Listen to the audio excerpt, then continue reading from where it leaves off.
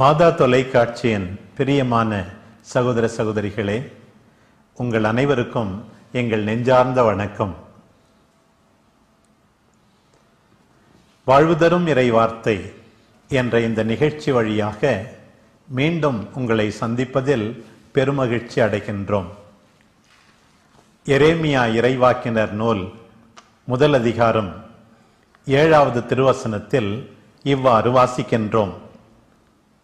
யாரிடமெல்லாம் உன்னை அனுப்புகின்றேனோ அவர்களிடம் செல், எவற்றையெல்லாம் சொல்ல கட்டளையிடுகின்றேனோ அவற்றை சொல் என்கிறார் ஆண்டவர்.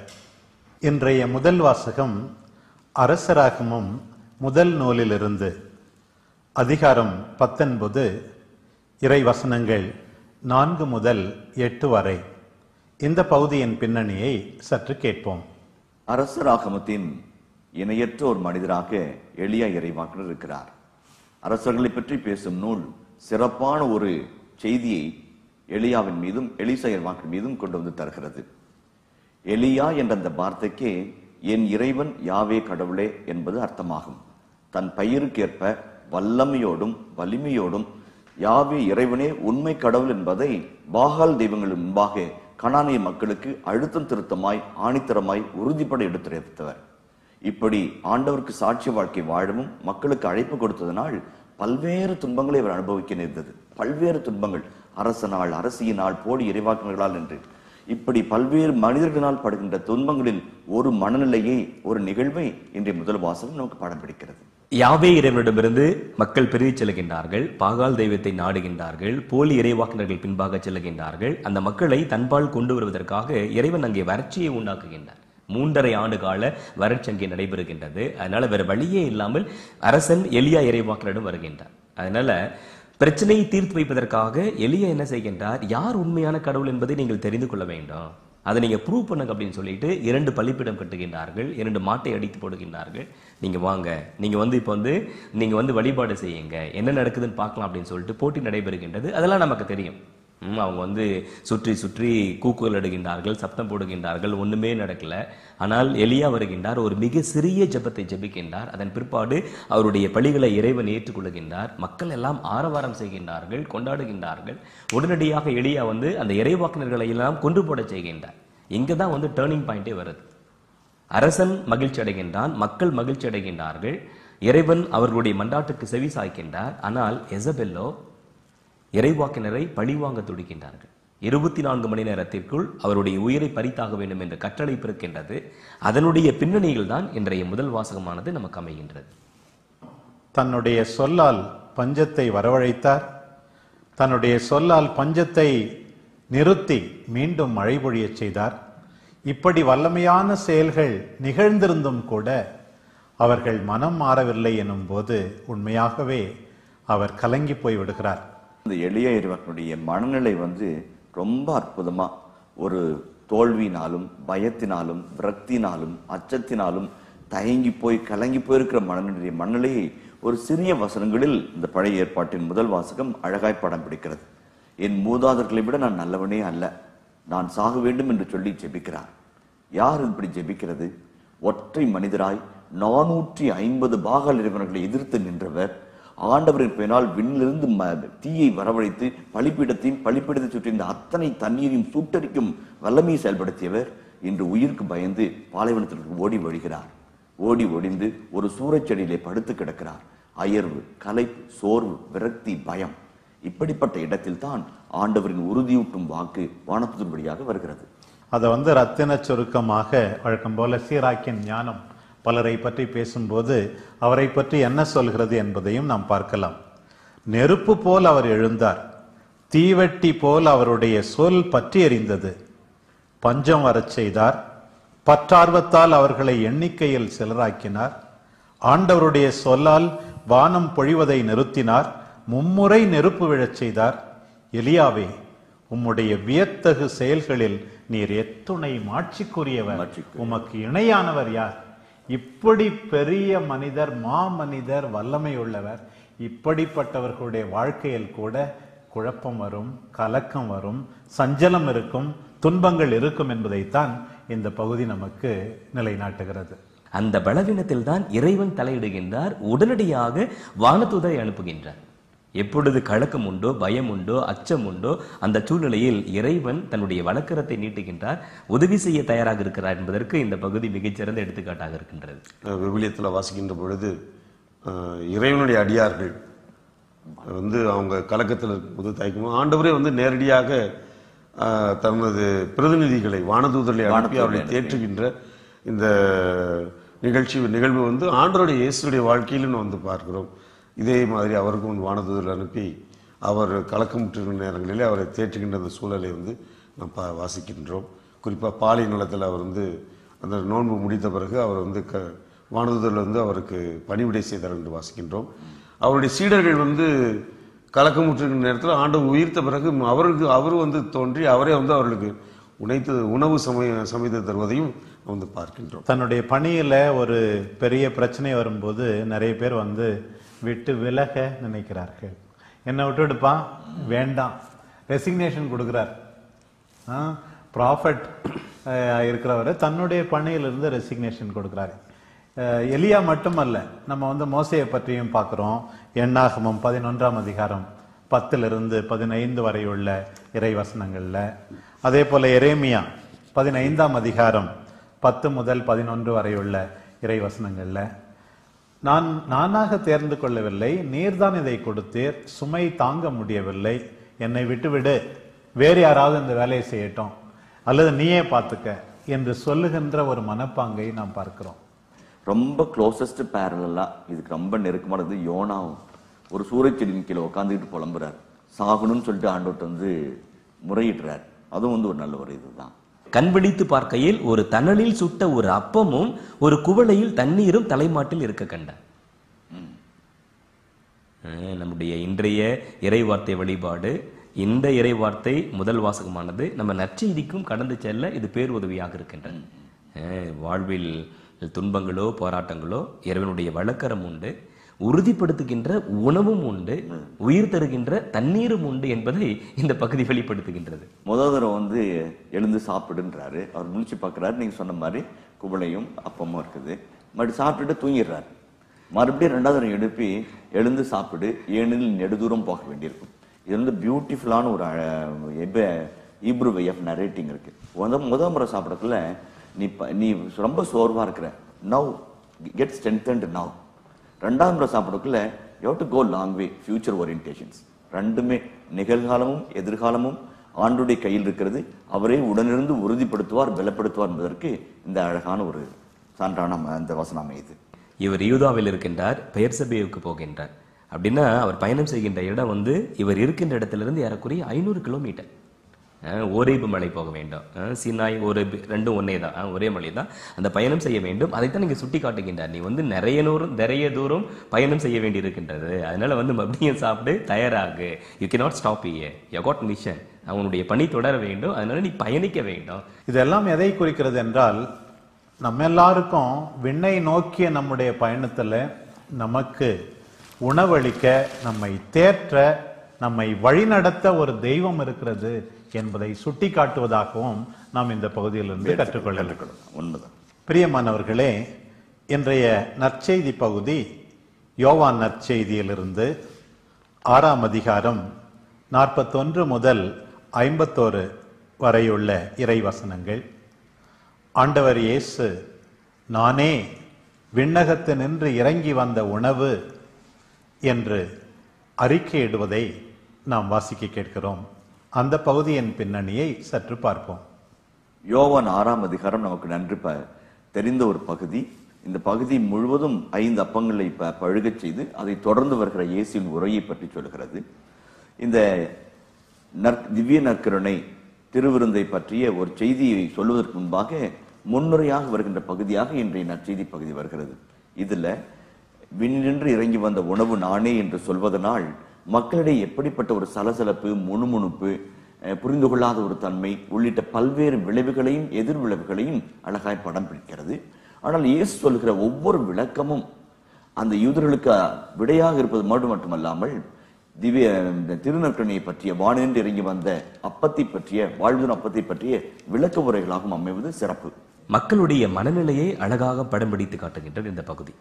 விண்ணகத்திலிருந்து இறங்கி வந்த உணவு நானே என்று இயேசு கூறியதால் யூதர்கள் அவருக்கு எதிராக முணுமுணுத்தார்கள். ஆண்டவர் வாழ்வு தரும் உணவு நானே என்பதை இந்த பகுதி முழுவதும் திரும்ப திரும்ப சொல்லிக் கொண்டே இருக்கின்றார். கடந்த வாரத்தில பார்த்தோம், அடுத்த வாரத்தில் நாம் பார்க்க இருக்கின்றோம். ஆனால் அதை பற்றி பேசுகின்ற பொழுதெல்லாம் இமீடியட் ரியாக்ஷன் என்ன அப்படின்னா முணுமுணுக்கிறார்கள், ஏற்க தயாராக இல்லை. இது அப்படியே பழைய ஏற்பாட்டு அனுபவத்துக்கும் நாம் இங்கு ஒப்பிட்டு பார்க்க முடியும். நம்ம விடுதலை பயன் நூல் 15ஆம் அதிகாரம் 24, 16ஆம் அதிகாரம் 2:7 போன்ற இறைவார்த்தைகளிலும் என்னாகவும் 11ஆம் அதிகாரத்திலும் பார்ப்போம். அங்கேயும் மக்கள் மோய்சேவுக்கு எதிராக முணுமுணுக்கிறார்கள். அங்கேயும் உணவு சம்பந்தப்பட்ட நிகழ்வு தான் குறிப்பிட்டு காட்டப்படுகின்றது. அங்கேயும் முணுமுணுப்பு இருக்கின்றது. அதே உணர்வில் தான் இங்கேயும் பார்க்கின்றார்கள். இது ஒரு கிளர்ச்சியாகவோ எதிர்த்தெழுந்தோ வெகுண்டெழுந்தோ இல்லாம ஒரு டிசாட்டிஸ்பாக்சன், கிரிட்டிக்கல் கமெண்டா அவங்க சொல்றதுல அக்ரிமெண்ட் வராம கொஞ்சம் முன்புறது. ஆனா ஏன் சொல்ற விட அதுக்கு விளக்கமா, அழகான விளக்கமா அமையுது. பொறுமையற்றவராகவோ அல்லது கோவப்படுகிறவராக அல்லாத இயேசு இல்லாமல் விண்ணக உணவை பற்றிய வானிலையும் அப்பத்தை பற்றிய விளக்க உரையாக தொடர்ந்து வருகிறதும் நம்ம பார்க்கிறோம். இந்த இஸ்ராயல் மக்களுடைய மெஸ்ஸியா, அவர்கள் எதிர்நோக்கி இருந்த மெஸ்ஸியா அவருடைய வரவு வேறு விதமாக இருந்ததனால் இவர்களுக்கு ஒரு புரிதலிலே ஒரு ஒரு தயக்கம் இருப்பதை நாம் பார்க்கின்றோம். அதனாலதான் அதுக்கு நேரடியாவே பதில் சொல்றாரு, உங்களிடையே முணுமுணுக்க வேண்டாம், உங்களிடையே முணுமுணுக்க வேண்டாம். என்னை அனுப்பிய தந்தை ஈர்த்தால் ஒழிய எவரும் என்னிடம் வர இயலாது. என்னிடம் வருபவரை நானும் இறுதி நாளில் உயிர்த்தெழ செய்வேன். அவங்களும் அடமண்டா ரெசிஸ்ட் பண்ணிட்டே இருக்கிறாங்க, முணுமுணுக்கிறாங்க, ஏத்துக்கல. இவரும் விடாம திரும்ப திரும்ப அதையே அழுத்தம் திருத்தமாக சொல்லிக் கொண்டிருக்கிறார். பழைய ஏற்பாட்டு இறை வார்த்தையை ஆண்டவரும் சுட்டி காட்டுகின்றார். இது இறைவனுடைய முன்முயற்சி. இறைவனுடைய முன்முயற்சிக்கு நீங்கள் பதில் கொடுக்க வேண்டும், நீங்க ரெஸ்பாண்ட் பண்ணணும் என்பதை ஆண்டவர் தெளிவாக இங்கு சுட்டி காட்டுகின்றார். தந்தை ஈர்த்தால் ஒழிய வர முடியாது, என்னிடம் வருகிறவர்கள் தந்தையிடமிருந்து கற்றுக்கொண்டவர்கள். இது கொஞ்சம் ரொம்ப டீப் தியாலஜி, கொஞ்சம் ஆழ்ந்த இறையல் இருக்குது. அது சொல்ற, நான் சிலுவையில் உயர்த்தப்பட்ட பின் அனைவரும் என்பால் ஈர்த்துக்கொள்வேன் அப்படின்னு சொல்லி சொல்றார். தன்னிடம் வருகிறவர்களை தன்னிடம் ஈர்த்துக்கொள்வது தந்தையினுடைய அருளாலும் இயேசுவை அணுகி வருகிறாலும், அப்படி வருகிறவர்களை உயிர்த்தெழ செய்வேன் என்றும் ஆண்டவர் வாக்கு கொடுக்கிறார். இதுல ரொம்ப முக்கியமானது ஒன்று என்னன்னாக்க, கற்றுக் கொடுத்தல் ரொம்ப அழகான ஒன்று. எரேமியாவுடைய புதிய உடன்படிக்கை பகுதியில் 31ஆம் அதிகாரம் 32, 33 வசனங்கள்ல பார்த்தோம்னா, ஆண்டவரை அறிந்து கொள் என்று யாரும் யாருக்கு கற்றுத்தர மாட்டார்கள், ஏனென்றால் அனைவரும் ஆண்டவரை தனித்தனியே அறிந்தவர்களாக இருப்பார்கள் என்று இறைவாக்கு சொல்லுகிறது. தந்தையால் ஈர்த்து கொள்ளப்பட வேண்டும், என்னிடம் வர வேண்டும். இதை தொடர்ந்து வருகின்ற பகுதிக்கும் தொடர்பு இருக்கிறது என்று நினைக்கிறேன். என்னை நம்புவோர் நிலை வாழ்வை கொண்டுள்ளனர். என்னிடம் வருவோர் யார்? என்னை நம்புபவர்கள் தான் என்னிடம் வருவாங்க. யோவான் அவனுடைய இறையல்ல, ஆண்டவரிடம் வருவது, அவரை பார்ப்பது, அவரோடு நேரம் செலவழிப்பது, இவை அனைத்தினுடைய தலையாய நோக்கமே அவரில் நம்பிக்கை வைப்பது. நிக்கதும் கூட அது பாருங்களா, நம்பிக்கை கொள்வது. அதுதான் என்னை நம்புவோர் நிலை வாழ்வை கொண்டுள்ளனர். உண்மையான வாழ்வு எது? ஆண்டவரில் நம்புவதால் வருகின்ற வாழ்வுதான். இதைத்தான் நாம் பார்க்கிறோம். வாழ்வு தரும் உணவு நானேன்னு சொல்லி சொல்றாரு. அதுக்கு இயேசுனுடைய அவருடைய சொல்றது ஒரு பழைய ஏற்பாடும் புதிய ஏற்பாடும். பழைய ஏற்பாட்டில் மன்னா என்பது இயேசு தருகின்ற வானின்று இறங்கிய உணவுக்கு முன் அடையாளமா இருக்குது. பழைய ஏற்பாட்டில் மன்னாவை உண்டவர்கள் இறந்து போனார்கள். ஆனால் என்னை உண்பவன் நிலை வாழ்வை கொண்டுள்ளான், என்றுமே வாழ்வான். வாழ்வு, முடிவில்லாத வாழ்வு, இரண்டையும் அழகா ஒப்பிட்டு பழைய ஏற்பாட்டின் பின்னணியில மிகவும் அவர்களுக்கு தெரிந்த ஒரு பகுதியை மையமாக வைத்து நாம் உயிருள்ள உணவு நானே என்று தன்னை வெளிப்படுத்துகிறார். அங்க மன்னா உணவை உண்டார்கள், அவங்களுடைய உடல் பசி தீர்ந்தது. இருந்தாலும் அவர்களிடத்தில் அவநம்பிக்கை இருந்தது, விசுவாசம் இல்லை. அதனால மாண்டு போனார்கள். அந்த நிலை உங்களுக்கு வேண்டாம். அதனால இந்த உணவு இரவாமல் இருக்க செய்கின்ற விண்ணகத்திலிருந்து இறங்கி வந்த உணவு. அதனால நீங்கள் நம்பிக்கை கொள்ளுங்கள், நிலை வாழ்வை பெற்றுக் கொள்ளுங்கள் என்பதை ஆண்டவர் அருமையாக இங்கே பதிவு செய்கின்றார். விடுதலை பயண நூல்லையும் பார்க்கிறோம், அங்கேயும் உணவு வானிலிருந்து அருளப்படுகிறது. ஆனால் அந்த உணவு ஒரு அழியும் தன்மை கொண்ட ஒரு உணவு, இந்த உலகத்தை சார்ந்த ஒரு உணவு, உலகத்தில் இருக்கின்ற மனிதனுக்கு இயல்பாக இருக்கக்கூடிய பசியை போக்குகின்ற ஒரு உணவு. ஆனால் ஆண்டவருடைய உணவு, ஆண்டவர் தருகின்ற உணவு, அதுவும் வானத்திலிருந்து வந்த உணவு தான். ஆனால் இந்த உணவு இந்த உலக வாழ்க்கைக்காக மட்டுமில்லை, நிரந்தரமான நம்மளுக்கு நிலையான வாழ்வை தரக்கூடிய ஒரு உணவு. இந்த இறைவார்த்தை பகுதி ஒரு 3 முக்கியமான கேள்விகளுக்கு பதில் தருகின்றது. Who is Jesus? இயேசு யார்? வானினின்று இறங்கி வந்தவர். அதே போலவே what is Jesus? I am the living bread. வாழ்வதற்கின்ற உணவு. அதே போலவே வாட் டஸ் ஜீசஸ் ஆஃபர்? இயேசு என்ன தருகின்றார்? இயேசு இந்த உணவை உண்போர் என்றுமே வாழ்வர், நிலை வாழ்வை பெறுவர் என்கின்ற அருமையான உன்னதமான கேள்விகளுக்கு விடையை இந்த வார்த்தை சொல்லுகின்றது. ஆண்டவர் கொஞ்சம் கூட விட்டு கொடுக்காமல், சளைக்காமல், பொறுமையோடு, உறுதியோடு தான் யார் என்பதை மக்களுக்கு தெரிவிக்க வேண்டும், தான் என்ன கொடுப்பதற்காக அங்கே இருக்கிறார் என்பதை மக்கள் புரிந்து கொள்ள வேண்டும் என்று ஆண்டவர் எதிர்பார்க்கிறார். யோவான் 1:26 நாம் வாசிக்கிறோம்.